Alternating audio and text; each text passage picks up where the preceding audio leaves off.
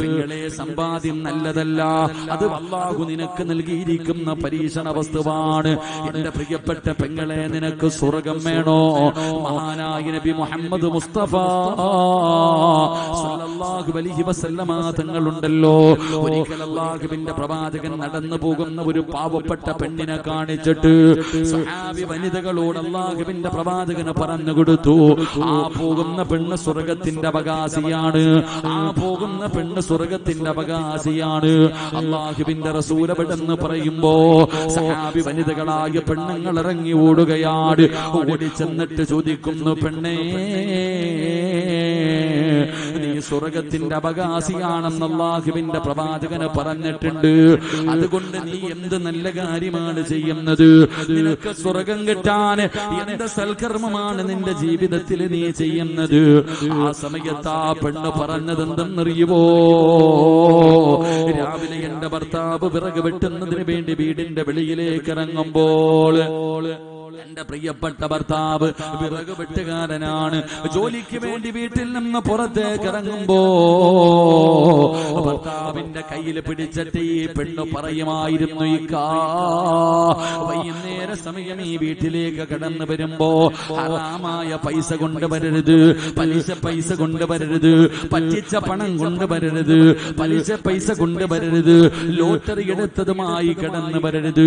അല്ലാഹുവേ, ഹറാമായ ഒന്നും ഈ വീട്ടിലേക്ക് കൊണ്ടുവരല്ലേ എന്ന് രാവിലെ ജോലിക്ക് പോകുന്ന ഭർത്താവിന് ഓർമ്മപ്പെടുത്തുന്ന പെണ്ണിന് സ്വർഗമുണ്ടെന്ന് നബി മുഹമ്മദ് മുസ്തഫ സല്ലല്ലാഹു അലൈഹി വസല്ലമ തങ്ങൾ പറയുമ്പോൾ, എന്റെ പ്രിയപ്പെട്ടവരെ, സ്കൂൾ തുറന്നിരിക്കുകയാണ്.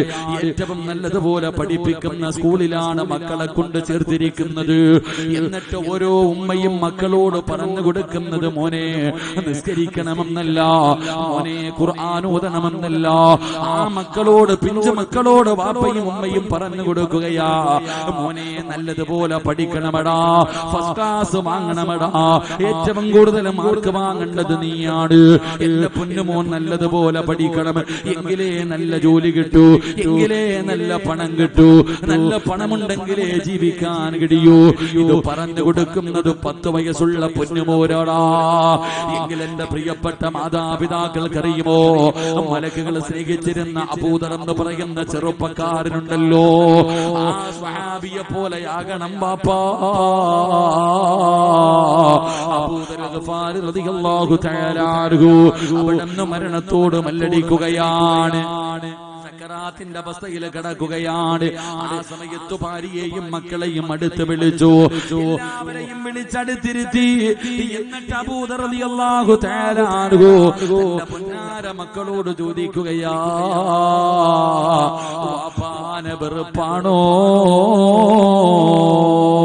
എന്റെ മക്കൾക്ക് വാപ്പാനോട് ദേഷ്യമാണോ?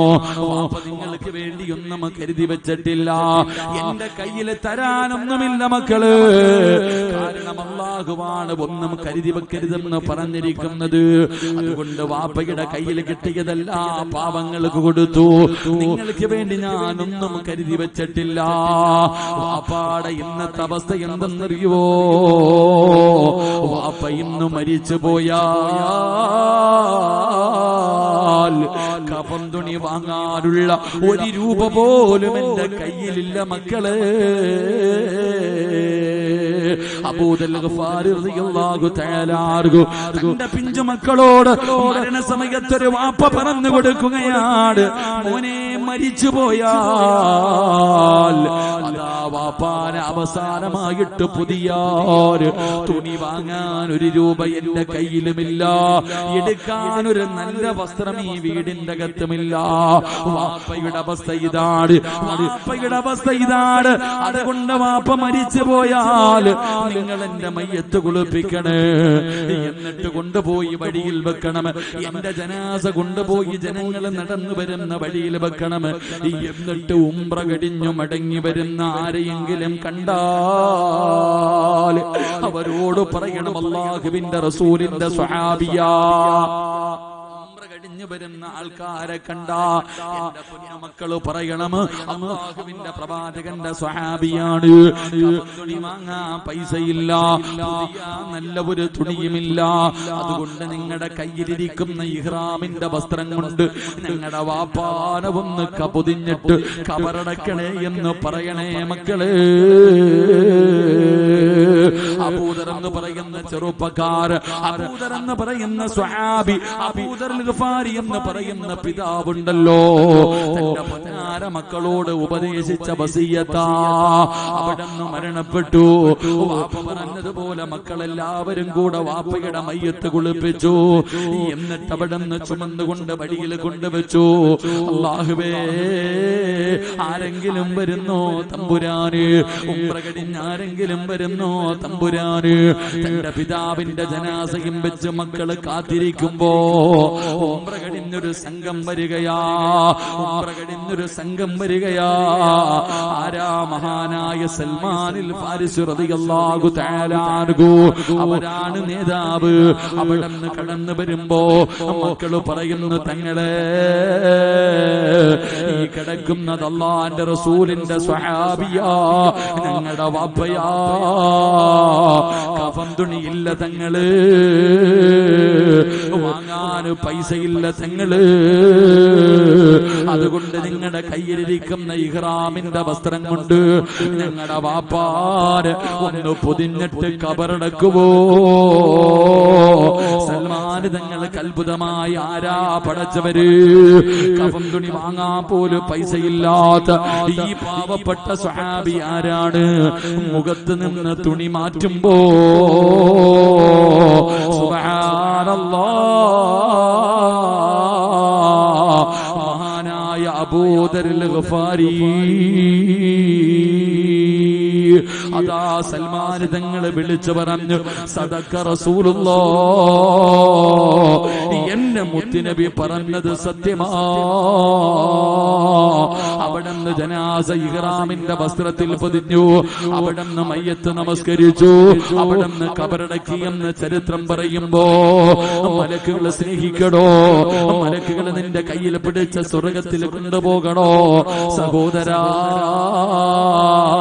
ഈ ദുനിയാവിനെ വലിച്ചെറി, ഈ ദുനിയാവിനോടുള്ള ആർത്തി വലിച്ചെറി. പണത്തിനോടുള്ള മോഹങ്ങളാ, അധികാരങ്ങളോടുള്ള മോഹങ്ങളാ.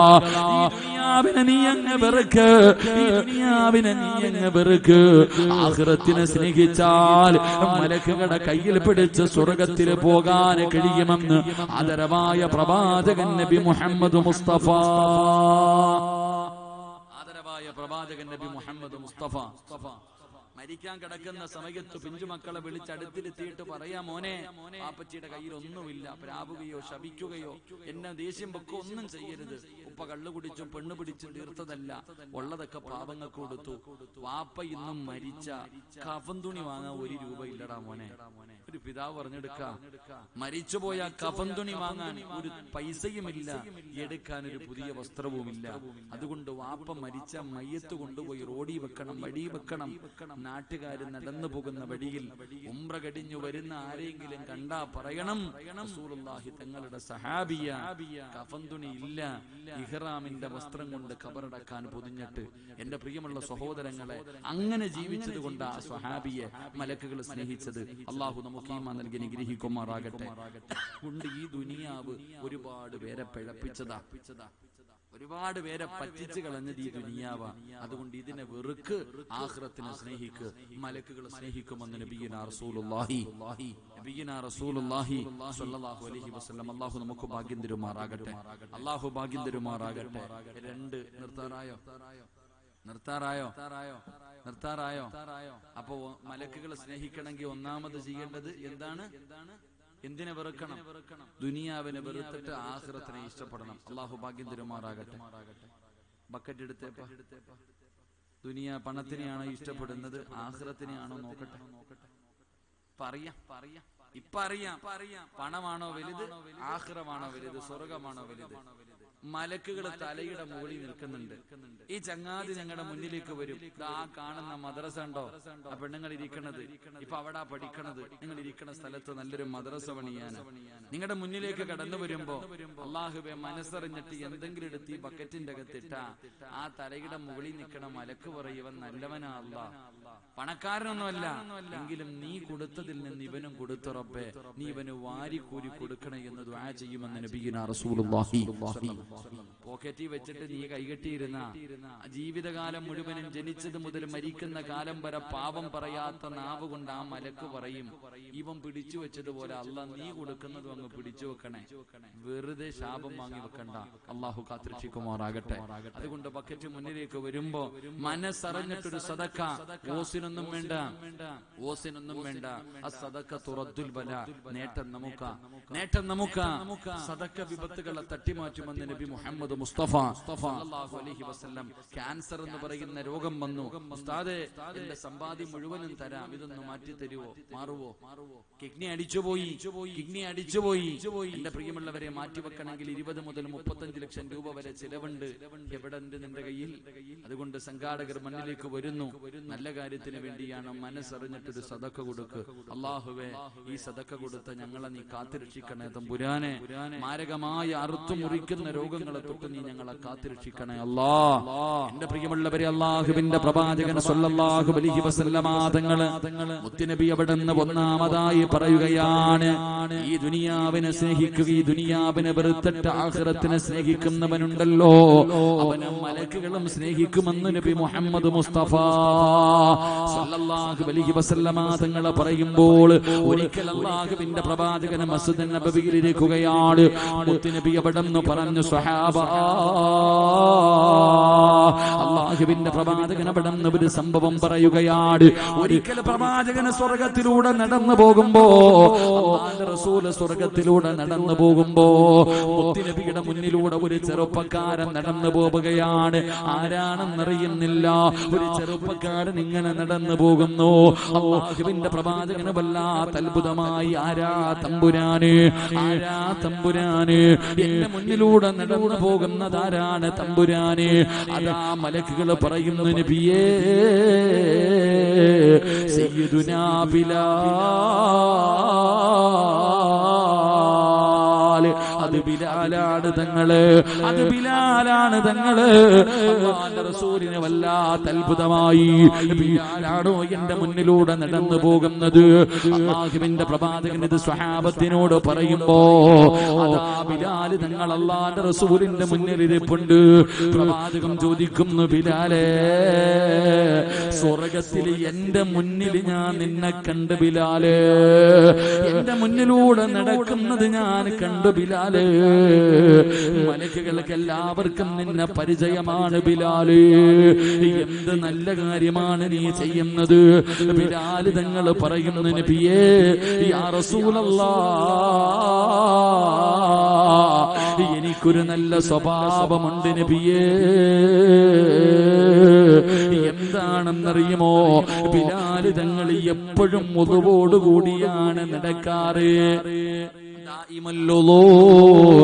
എപ്പോഴും വുളുവോടുകൂടി നടക്കുന്ന മനുഷ്യനെ, ശുദ്ധിയോടുകൂടി നടക്കുന്ന മനുഷ്യനെ മലക്ക് സ്നേഹിക്കുമെന്ന് നബി മുഹമ്മദ് മുസ്തഫ തങ്ങൾ പറയുകയാണ്.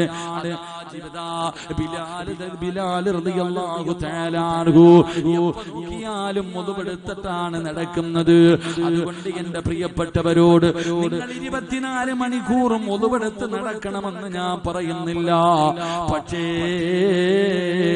നിസ്കരിക്കുന്നതിന് വേണ്ടി ഒതുവെടുക്കുമ്പോഴെങ്കിലും ഒന്ന് നേരെ എടുക്കണേ മനുഷ്യ. മലക്കുകളെ സ്നേഹിക്കാനുള്ള കാരണം എപ്പോഴും ഒതുവോട് കൂടി നടക്കും. ഞാൻ നിങ്ങളോട് നിങ്ങൾ എപ്പോഴും ഒതുവെടുത്ത് നടക്കണമെന്ന് ഞാൻ പറയൂല. എടുക്കുന്ന സമയത്തെങ്കിലും നേരെ എടുത്താൽ മതി. അല്ലാഹു ഈമാൻ തരുമാറാകട്ടെ, അല്ലാഹു ഈമാൻ തരുമാറാകട്ടെ. എന്തേപ്പാ നിങ്ങൾ നോക്കിയ, നാളെ സുബഹിക്ക്, നാളെ ഏതെങ്കിലും ഒരു വക്കത്ത് നിസ്കരിക്കാൻ പള്ളിയിൽ പോകുമ്പോ ആ ഹൗദിന്റെ കരയിൽ ഒന്ന് നിന്ന പല മോഡലിലുള്ള ഒതുവെടുപ്പ് കാണാം. ഏത് മദ്ഹബാണെന്ന് ചോദിക്കരുത്, അങ്ങനത്തെ ഉളുവെടുപ്പാ. ചെറുപ്പക്കാരൊക്കെ ഓടി ഇങ്ങോട്ട് വരും. ഓന് പിന്നെ കഴുകാനൊന്നും സമയമില്ല. കൈ മുട്ടുവരെ കഴുകണം, ഒരല്പം കൂടെ മുട്ടുൾപ്പെടെ കഴുകണം, ഒരല്പം കൂടെ കയറ്റി കഴുകണം. ഇങ്ങനെ വെള്ളം കോരിയിട്ട് കൈമുട്ടുൾപ്പെടെ കഴുകണമെന്നാ. ചെറുപ്പക്കാർ പിന്നെ കഴുകാൻ സമയത്ത് ഓടി ഇങ്ങോട്ട് വരും. ഹൗദിന്റെ അകത്തേക്ക് 3 മുക്കല കൈയിട്ട് ഇങ്ങനെ 3 മുക്കലങ്ങ് മുക്കും. അവന് കഴുകാനൊന്നും സമയമില്ല. ഈ തലയൊക്കെ തടകണ്ട പെയിന്റ് അടിക്കണം. ഇങ്ങനെ ഇങ്ങനെ എന്താടാ കൈ മുകളിലേക്ക് കയറൂല്ലേ നിനക്ക്? നീയിപ്പോ ഹൗദിന്റെ അകത്ത് ചാടാൻ പറ്റുമെങ്കിൽ തലയിടാൻ പറ്റുമെങ്കിൽ അതങ്ങനെ ഇട്ടേനെ. ഇതാവസ്ഥ. അള്ളാഹു നമുക്ക് ഈമാൻ തരുമാറാകട്ടെ. നിനക്ക് ഈ ഒളു എന്ന് പറഞ്ഞാൽ എന്താണെന്ന് അറിയാവോ? ചെറുപ്പക്കാരോട് ചോദിക്കണം. ഇന്നത്തെ ഒളുവെടുപ്പൊക്കെ കണ്ടു കഴിഞ്ഞാൽ ഈ ഒളു എന്ന് പറഞ്ഞാൽ എന്താ, എന്തിനാ ഇത് എടുക്കാൻ പറഞ്ഞു, നീ എന്തിനാ ഒളുവെടുക്കുന്നത്, ഒളുവെടുത്ത നിനക്ക് കിട്ടുന്ന പ്രതിഫലം അറിയോ? അള്ളാഹു ഈമാൻ തരുമാറാകട്ടെ.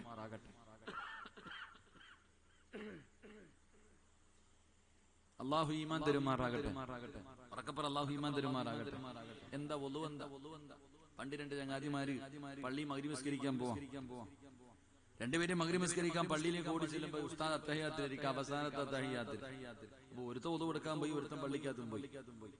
നിസ്കാരം എല്ലാം കഴിഞ്ഞ് ഇറങ്ങി വരുമ്പോ ഈ ഒളുവെടുക്കാൻ പോയവൻ ഈ പള്ളിക്കകത്ത് പോയവനോട് ചോദിച്ചാൽ, നിനക്ക് ജമാഅത്ത് കിട്ടിയോടാ? ഈ പള്ളിക്കകത്ത് പോയവൻ ചോദിച്ചു, മറ്റേവനോട് ചോദിച്ചോടാ നിനക്ക് ജമാഅത്ത് കിട്ടിയോ? ഞാൻ ഒളുവൊക്കെ എടുത്ത് വന്നപ്പോഴത്തേക്ക് അങ്ങേര് സലാം വീട്ടി, എനിക്കൊന്നും കിട്ടിയില്ല. അപ്പൊ ഇവൻ പറയാ, ഞാൻ ഒളുവെടുക്കാൻ പോയിരുന്നെങ്കിൽ എന്റെ നിസ്കാരവും പോയാലും എന്ന് പറഞ്ഞാൽ ഇവ ഒളു പോലും എടുത്തില്ല. ഇവ നിങ്ങൾ ചിരിക്കൊന്നും വേണ്ട, നമ്മുടെ അടുപ്പൊക്കെ പിന്നെ വേറെ അല്ലേ. സഹോദര, ഒളു എന്തിനാ എടുക്കണം? എന്താ ഒളു? എന്താ ഒളുവെടുത്താൽ കിട്ടുന്ന പ്രതിഫലം നിങ്ങൾക്കറിയോ? ഒളുവെടുത്ത അല്ലാഹു തരുന്ന പ്രതിഫലം നിനക്കറിയോ? മഹാനായ നബിയനാ റസൂലുള്ളാഹി സ്വല്ലല്ലാഹു അലൈഹി വസല്ലം പ്രവാചകന്റെ മുന്നിലേക്ക് ജിബ്രീൽ എന്ന മലക്ക് 70,000 മലക്കുകൾ അടങ്ങുന്ന ഒരു സൈന്യവുമായി ഇറങ്ങി വന്നു. മുത്തുനബിയുടെ മുന്നിൽ ഒരു സിംഹാസനം കൊണ്ടുവന്നിട്ടു. അതിന്റെ മുകളിൽ കയറിയിരുന്നു. ചിറക് കൊണ്ട് ഭൂമിയിൽ അടിച്ചു. അവിടെ നിന്ന് വെള്ളം പൊട്ടി വന്നു.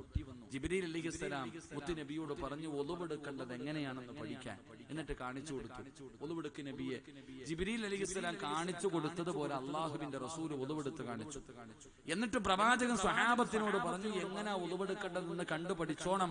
മുത്തുനബി കാണിച്ചു കൊടുത്തു ഒളുവെടുക്കാൻ കാണിച്ചു കൊടുത്തു. പ്രവാചകൻ കാണിച്ചു കൊടുത്തിട്ട് പറഞ്ഞെന്തെന്നറിയോ?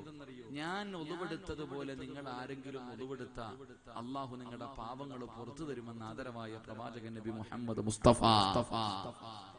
മനുഷ്യ ഒറ്റ ഒളു മതി സ്വർഗത്തിൽ പോകാൻ, ഒരുപാടൊന്നും വേണ്ട. നീ ഹൗലിന്റെ കരയിൽ നിന്നിട്ട് നീ ഒളുവെടുക്കുമ്പോ കൈ കഴുകുമ്പോ കൈ കൊണ്ട് ചെയ്ത പാപം, വാ കഴുകുമ്പോ നിന്റെ നാവ് കൊണ്ട് പറഞ്ഞ പാപം, മുഖം കഴുകുമ്പോൾ, നിന്റെ കണ്ണ് കഴുകുമ്പോൾ, നിന്റെ ചെവി കഴുകുമ്പോൾ, നിന്റെ കാല് കഴുകുമ്പോ ഒറ്റ ഒളു കൊണ്ട് അള്ളാഹു നിന്നെ ഉമ്മ പ്രസവിച്ചതുപോലെ മാറ്റാ. എന്തിനാ ഒളുവെടുക്കണേ? ആരെ കാണാനാ? അള്ളാനെ കാണാനല്ലേ ഒളുവെടുക്കണേ? എന്താ മനസ്സിലാക്കാത്ത?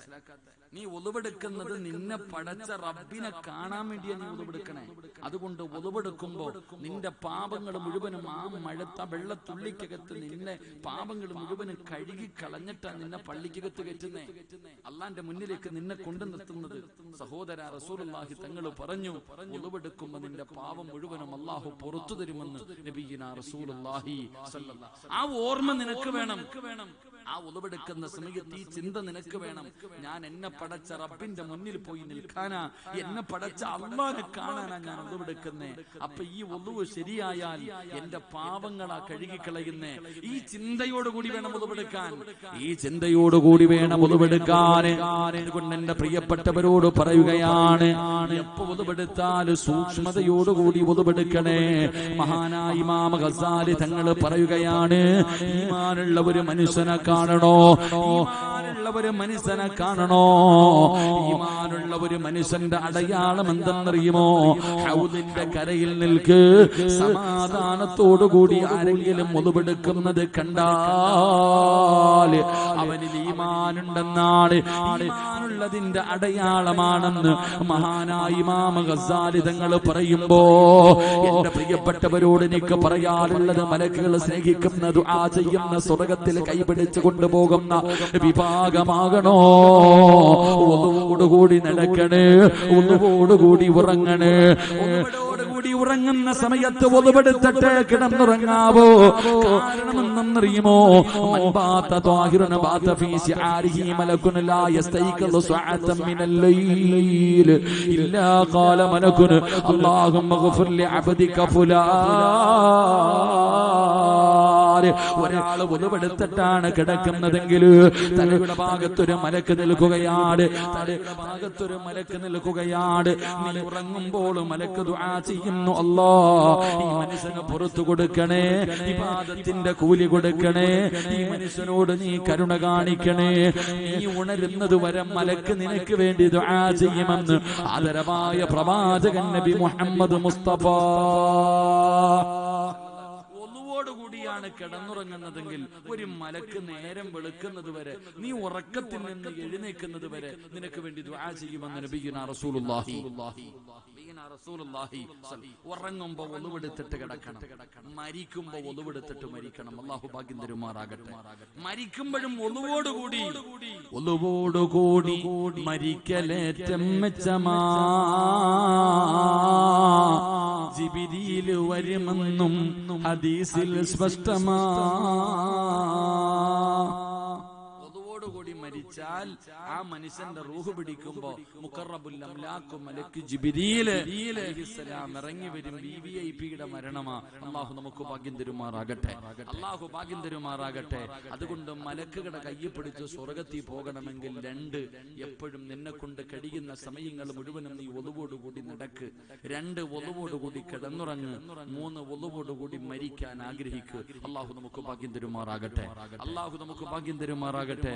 എന്റെ പ്രിയമുള്ള സഹോദരങ്ങളെ, മൂന്ന് അള്ളാഹുവിന്റെ പ്രവാചകൻ സ്വല്ലല്ലാഹു അലൈഹി വസല്ലമ തങ്ങൾ പറയുന്നു, മൂന്നാമത്തെ വിഭാഗമാരാ. ഞാൻ വിശദീകരിക്കുന്നില്ല, ഒന്നുകൂടെ പറഞ്ഞു ദുആ ചെയ്യാം. അള്ളാഹു ഭാഗ്യം തരുമാറാകട്ടെ. ഇൻഷാ അല്ലാഹ് ഇരിക്കൂലേ? ഒരു മൂന്ന് സ്വലാത്ത് പറഞ്ഞേ. സ്വല്ലല്ലാഹു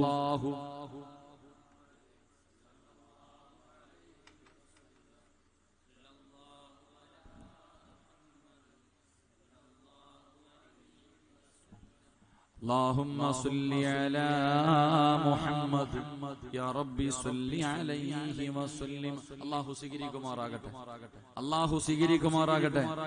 ഉറക്കെ പറഞ്ഞ അല്ലാഹു സ്വീകരിക്കുമാറാകട്ടെ, അല്ലാഹു സ്വീകരിക്കുമാറാകട്ടെ. അല്ലാഹുവേ, ഈ സ്വലാത്ത് കൊണ്ട്, ഈ സ്വലാത്ത് പറഞ്ഞതിന്റെ പേരിൽ അല്ലാഹുവേ നീ ഞങ്ങൾക്ക് സ്വർഗ്ഗം നൽകണേ തമ്പുരാനെ. മുത്തുനബിയുടെ ശഫാഅത്ത് കിട്ടുന്ന വിഭാഗത്തിൽ നീ ഞങ്ങളെ പെടുത്തണേ റഹ്മാനെ. എന്റെ പ്രിയമുള്ള സഹോദരങ്ങളെ, ഒരൊറ്റ ഒരെണ്ണം കൂടെ ഞാൻ പറയാം. മഹാനായ നബി മുഹമ്മദ് മുസ്തഫ സല്ലല്ലാഹു അലൈഹി വസല്ലമ തങ്ങൾ ഉറക്കത്തിൽ നിന്ന് എഴുന്നേറ്റിരുന്ന് ചിരിക്കുകയാണ്. ഉറക്കത്തിൽ നിന്ന് എഴുന്നേറ്റിരുന്ന് പ്രവാചകൻ ചിരിക്കുന്നത് കണ്ടപ്പോ അടുത്ത് കിടന്ന ഭാര്യ ആയിഷ ബീബി റളിയല്ലാഹു തആല അൻഹ അവിടുന്ന് ചോദിച്ചു, എന്തിനാ നബിയെ ചിരിക്കുന്നേ? എന്തിനാ നബിയെ ചിരിക്കുന്നേ? പ്രവാചകൻ സല്ലല്ലാഹു അലൈഹി വസല്ലമ തങ്ങൾ അവിടുന്ന് പറഞ്ഞു, മുത്തുനബി അവിടുന്ന് പറഞ്ഞു, മുത്തുനബി അവിടുന്ന് പറഞ്ഞു, റഅയ്തു ഫിൽ ജന്നതി ബാരിഹ വസമിഅ സൗത ഖാരിഅ. റസൂലുള്ളാഹി തങ്ങൾ ചിരിക്കാനുള്ള കാരണം മുത്തുനബി അവിടുന്ന് പറഞ്ഞു കൊടുത്തു, ഞാൻ സ്വർഗ്ഗം കണ്ടു, ഞാൻ സ്വർഗ്ഗം കണ്ടു. അല്ലാഹുവിന്റെ പ്രവാചകൻ പറയുകയാണ്, ഞാൻ സ്വർഗ്ഗം കണ്ടു. ഞാൻ സ്വർഗ്ഗത്തിലൂടെ ഇങ്ങനെ നടന്നു പോകുമ്പോ സ്വർഗ്ഗത്തിന്റെ മധ്യഭാഗത്തൊരു കൊട്ടാരം കണ്ടു. സ്വർഗ്ഗത്തിന്റെ മധ്യഭാഗത്തൊരു കൊട്ടാരം കണ്ടു. ആ കൊട്ടാരത്തിന്റെ അകത്തിരുന്നൊരു ചെറുപ്പക്കാരൻ ഖുർആൻ ഓതുകയാണ്. അല്ലാഹുവിന്റെ റസൂല് പറയുന്നു, ഞാൻ സ്വർഗ്ഗത്തിലൂടെ നടന്നു പോകുമ്പോ സ്വർഗ്ഗത്തിന്റെ മധ്യഭാഗത്തൊരു കൊട്ടാരത്തിന്റെ അകത്തിരുന്നിട്ട് ആരോ ഖുർആൻ ഓതുന്നുണ്ട്. അള്ളാന്റെ റസൂലിന് അത്ഭുതമായി, ആരാ അല്ലാഹ് സ്വർഗ്ഗത്തിരുന്ന് ഖുർആൻ ഓതാ? സ്വർഗ്ഗത്തിന്റെ മധ്യഭാഗത്തിരുന്ന് ഖുർആൻ ഓതുന്നവൻ ആരാ? അള്ളാഹുവിന്റെ പ്രവാചകൻ അത്ഭുതത്തോടെ നിൽക്കുമ്പോ മലക്കുകൾ വിളിച്ചു പറയുന്നു, നബിയേ, ഹാരിസത്ത് ഇബ്നു നുഅ്മാൻ എന്ന് പറയുന്ന സ്വഹാബിയ, ഹാരിസത്ത് ഇബ്നു നുഅ്മാൻ എന്ന് പറയുന്ന സ്വഹാബിയ. മുത്തുനബിക്ക് വല്ലാത്ത അത്ഭുതമായി, എന്റെ സ്വഹാബിയോ, എന്റെ ഹാരിസയോ? അള്ളാഹുവിന്റെ പ്രവാചകൻ അത്ഭുതത്തോടെ ചോദിക്കുന്നു, നിങ്ങൾക്ക് എങ്ങനെ അറിയാം എന്റെ ഹാരിസാണ്? നിങ്ങൾക്ക് എങ്ങനെ അറിയാം? എല്ലാവർക്കും അറിയാ നബിയെ. കാരണം എന്തെന്നറിയുമോ? നാളെ അള്ളാഹു സ്വർഗ്ഗത്തിൽ ഭക്ഷണം കൊടുക്കുന്ന ചെറുപ്പക്കാരനാണെന്ന് നബിയുനാ റസൂലുള്ളാഹി സ്വല്ലല്ലാഹു അലൈഹി വസല്ലം. ഈ ചെറുപ്പക്കാരന് മലക്കുകൾ പരിചയപ്പെടാനുള്ള കാരണം ഈ ചെറുപ്പക്കാരന് നാളെ അള്ളാഹു സ്വർഗ്ഗത്തിൽ വെച്ച് ഭക്ഷണം കൊടുക്കും.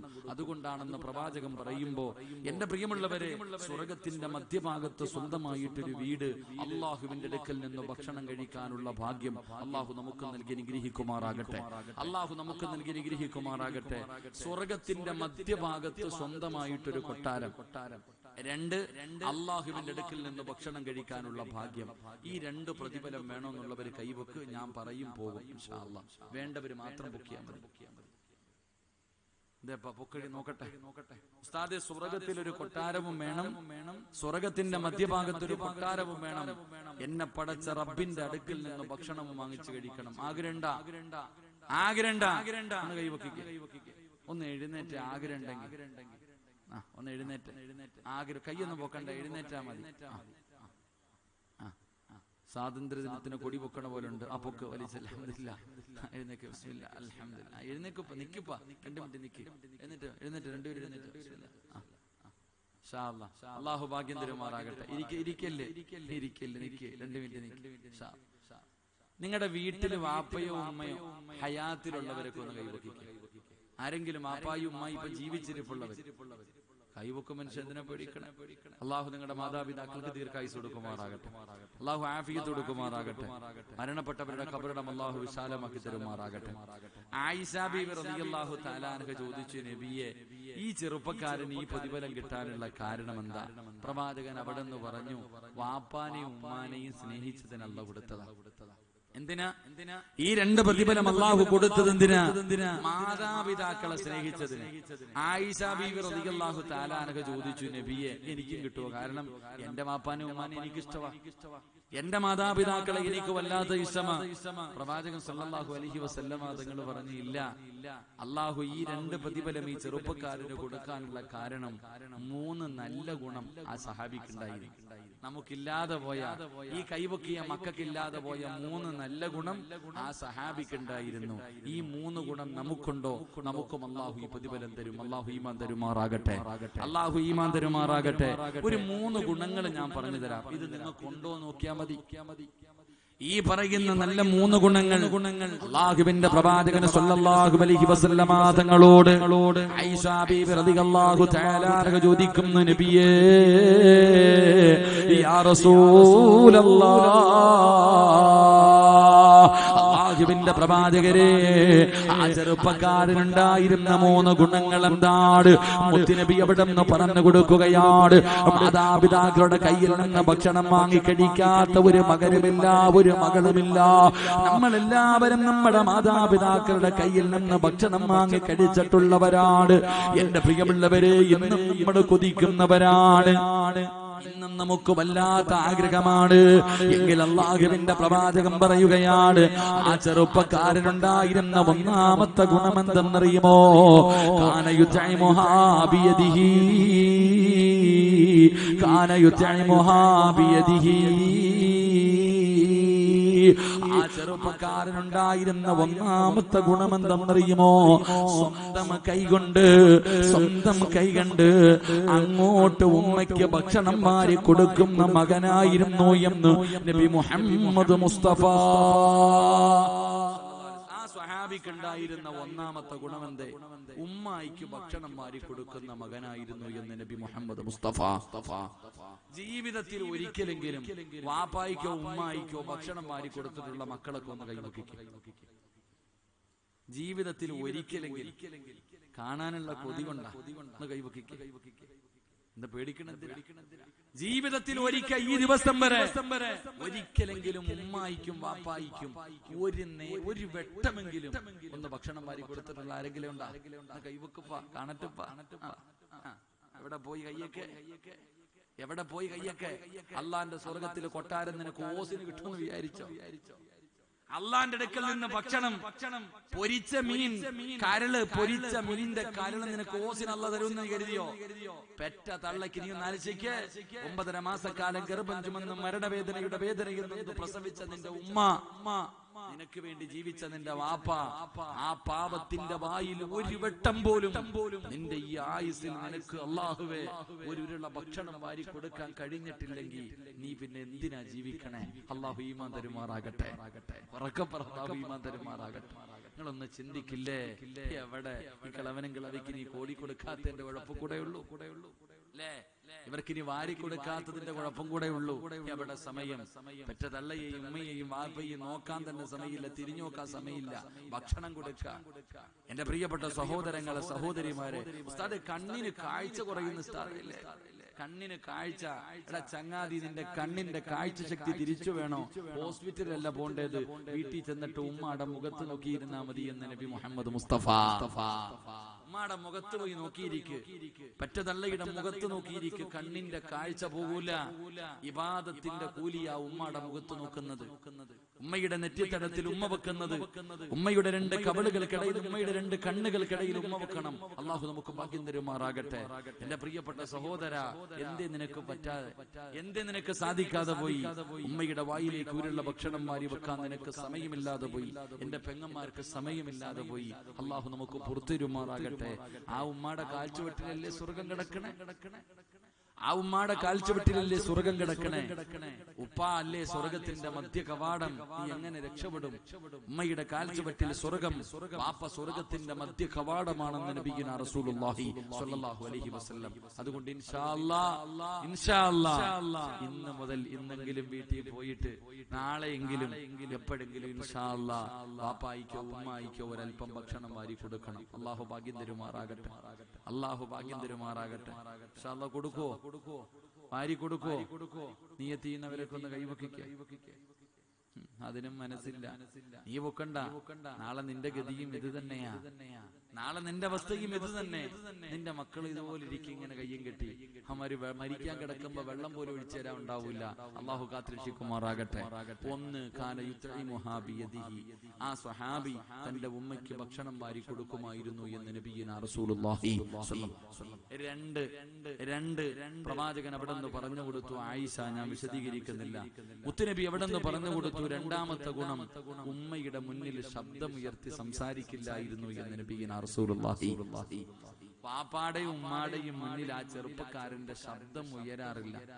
അള്ളാഹുവിന്റെ പരിശുദ്ധമായ ഖുർആൻ പറഞ്ഞു, നിങ്ങൾ ചേ എന്ന് പറയുന്ന വാക്ക് പോലും പറയരുത്. ഇന്ന് ചേന്നല്ല വിളിക്കണേ.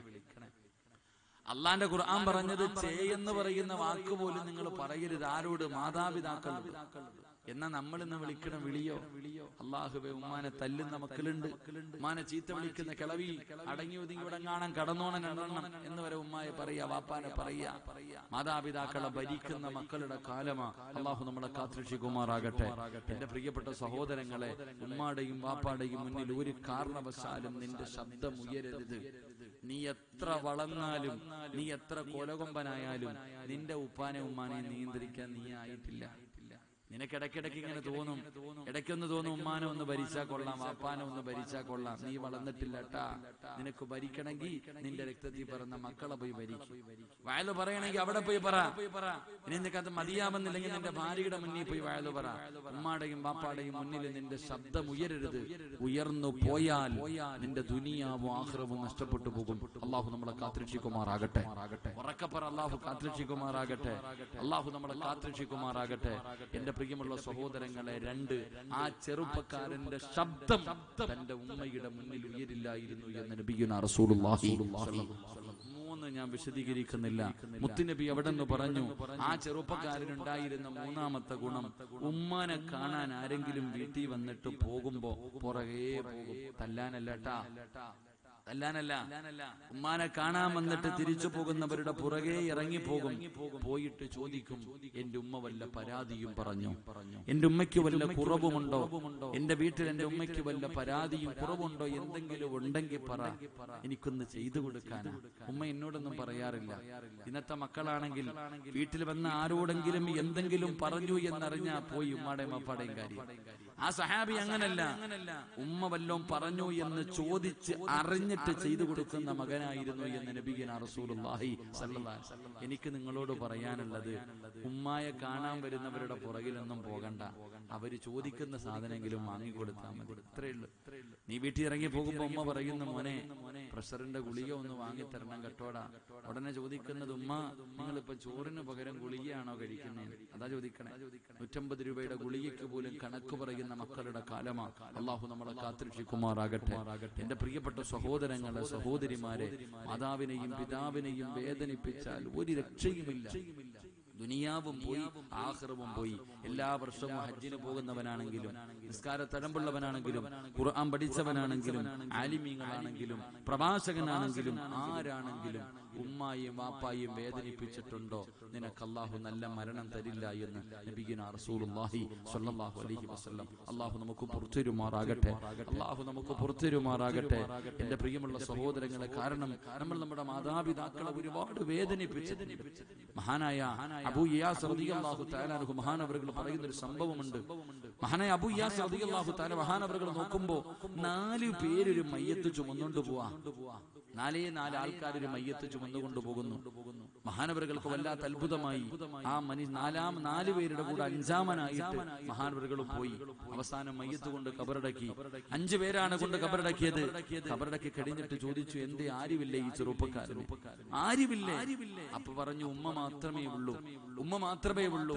ആ ഉമ്മ ഞങ്ങളെ പൈസ എന്നിട്ടാ പറഞ്ഞു വിട്ടെ കൊണ്ട് നടക്കാൻ. അല്ലാഹുവേ, മഹാനായ അബൂ ഇയാസ് റളിയല്ലാഹു തആല അൻഹു വല്ലാത്ത വേദനയായി ഈ ചെറുപ്പക്കാരന്റെ വീട്ടിലേക്ക് കടന്നുപോയി. അവിടെ ചെല്ലുമ്പോ ഒരു പ്രായം ചെന്ന ഉമ്മയിരിക്കുന്നു. ആ ഉമ്മയോട് ചോദിക്കുമ്പോ പറഞ്ഞു, അല്ലാഹുവേ അവിടുന്ന് പറഞ്ഞു, തങ്ങളെ എന്റെ മോന ഞാൻ അവനെ ഒരുപാട് സ്നേഹിച്ചു വളർത്തി. പക്ഷെ അവൻ കള്ളുകുടിയനായിരുന്നു. എന്നെ ഒരുപാട് ഉപദ്രവിക്കുമായിരുന്നു, എന്നെ ഒരുപാട് വേദനിപ്പിക്കുമായിരുന്നു, എന്നെ തല്ലുമായിരുന്നു, എന്നെ ഒരുപാട് കണ്ണുനീര് കുടിപ്പിച്ചവനാ. പക്ഷെ എന്റെ പ്രിയപ്പെട്ട പൊന്നുമോൻ അല്ലാഹു സുബ്ഹാനഹു വ തആല അവനൊരു രോഗം കൊടുത്തു. അല്ലാഹു ഒരു രോഗം കൊടുത്തു. കിടന്ന മലമൂത്ര വിസർജനം നടത്തിയ എന്റെ പൊന്നുമോൻ അല്ലാഹു അവന് രോഗം കൊടുത്തു. കിടപ്പിൽ കിടന്ന് മലമൂത്ര വിസർജനം നടത്തുന്ന അവസ്ഥ. എന്റെ പൊന്നുമോൻ അല്ലാഹുവേ കടന്ന് ദുരിതം അനുഭവിക്കുന്നത് കണ്ടപ്പോ എനിക്ക് സഹിച്ചില്ല തങ്ങളെ. എന്റെ മോനല്ലേ, അതാ ഉമ്മ ഗർഭിണിയായിരുന്നു. ഹോസ്പിറ്റലിൽ കൊണ്ടുപോയപ്പോ ഡോക്ടർ പറഞ്ഞു, ഇത്തിരി പ്രശ്നമാ.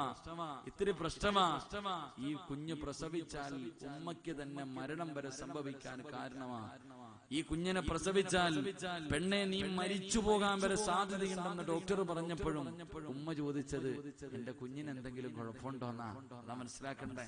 അതാ ഉമ്മ തന്റെ പൊന്നാര മകൻ കിടപ്പിൽ കിടന്ന് മലമൂത്ര വിസർജനം നടത്തുന്ന അവസ്ഥയിൽ കിടന്ന് നരകിക്കുന്നത് കണ്ടപ്പോ ഈ ഉമ്മ തന്നെ തന്റെ പൊന്നുമോനെ കുളിപ്പിച്ചു. അവന്റെ മൂത്രം കഴുകി, അവന്റെ കാഷ്ടം കഴുകി, അവന് ഭക്ഷണം വാരി കൊടുക്കാൻ തുടങ്ങി. എന്റെ പ്രിയമുള്ളവരെ, അബൂ ഇയാസ് തങ്ങൾ പറയുന്നു, ആ ചെറുപ്പക്കാരൻ മിണ്ടാറില്ല, കരയില് മാത്രം. ഉമ്മയോട് ചെയ്തു പോയ ദ്രോഹമോർത്തിട്ട് കരച്ചല. അവസാനം മരണസമയം അടുത്തപ്പോ, തന്റെ സക്രാത്തിന്റെ സമയം അടുത്തപ്പോ ആ ചെറുപ്പക്കാരൻ തന്റെ ഉമ്മാനെ വിളിച്ചിട്ട് പറഞ്ഞു, ഉമ്മാ ഞാൻ മരിക്കുന്ന സമയത്ത് എന്റെ ഉമ്മ എനിക്ക് ലാ ഇലാഹ ഇല്ലല്ലാഹ് പറഞ്ഞു തരണം. സക്കറാത്തിന്റെ അവസ്ഥയിൽ കിടക്കുമ്പോ എന്റെ മലക്കുകൾ വന്നിട്ട് എന്റെ റൂഹ് പിടിക്കുമ്പോ എന്റെ ഉമ്മ എനിക്ക് ലാ ഇലാഹ ഇല്ലല്ലാഹ് പറഞ്ഞു തരണം. എനിക്കത് പറയാൻ കഴിയില്ല ഉമ്മ, കാരണം ഞാൻ അത്രയ്ക്ക് ദ്രോഹം ചെയ്തവനാ. എന്റെ ഉമ്മയോട് ഞാൻ അത്രയ്ക്കും ദ്രോഹം ചെയ്തവനാ. അതുകൊണ്ട് എനിക്ക് പറയാൻ കഴിയില്ല.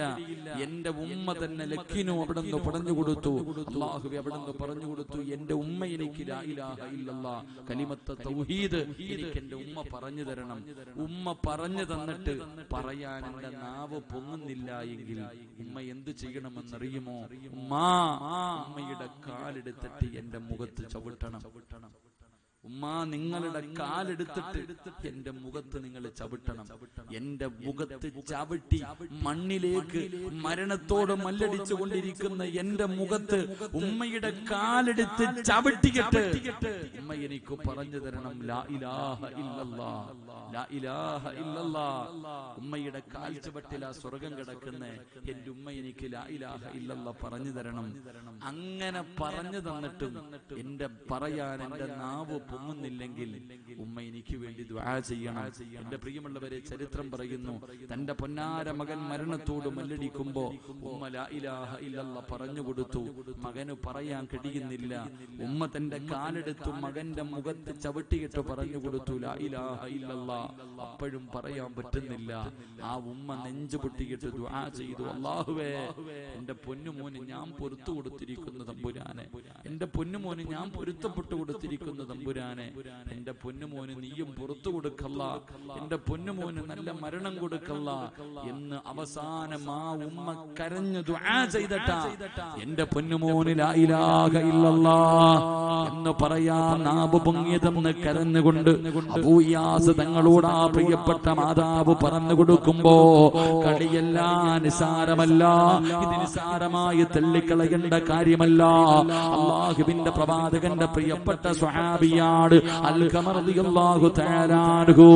ആ സഹാബി മരണത്തോട് മല്ലടിച്ചു കൊണ്ടിരിക്കുമ്പോ സഹാബികൾ അവിടുന്ന് ലാ ഇലാഹ ഇല്ലല്ലാഹ് പറഞ്ഞു കൊടുക്കുകയാണ്. നാവ് പൊങ്ങുന്നില്ല, പറയാൻ ആഗ്രഹമുണ്ട്, നാവ് പൊങ്ങുന്നില്ല. അല്ലാഹുവിന്റെ പ്രവാചകന്റെ അടുക്കൽ സ്വഹാബികൾ ചെന്നിട്ട് കരഞ്ഞുകൊണ്ട് പറയുമ്പോ